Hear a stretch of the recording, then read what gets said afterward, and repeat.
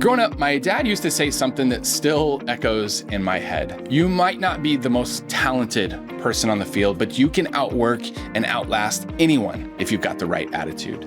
It's simple, it's true, it's something I've carried in every season of leadership.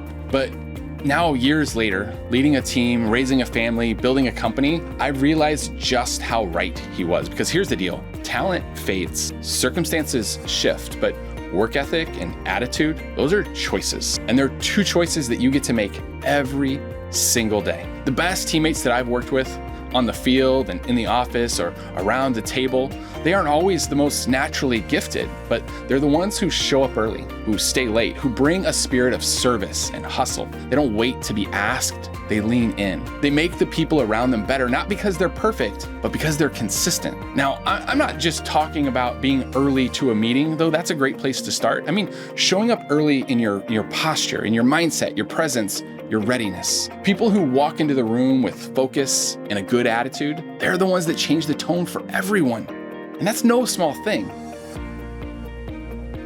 Especially when you're building something that matters. The people that I want in the room, they aren't the ones who sigh their way through problems. They're the ones who roll up their sleeves and they ask, how can I help? How can I serve? They don't ignore reality. They don't let it define their responses either. They bring energy, not excuses. And that kind of presence, it multiplies. There's always pressure in leadership, whether you're in the church or business or wherever, to chase the next shiny thing, the latest tactic, the hot new trend. But what I've learned is this: growth usually doesn't come from something new. It comes from doing what already works, but even better. That was our playbook when we started Texan Church. We saw churches that followed up with guests quickly and personally, had people return, had people come back. So we didn't try to reinvent the wheel, we simply refined it. We built systems that made it easier. We focused on helping churches do the basics really well. Because when something works, your job isn't to replace it, your job is to optimize it, to scale it,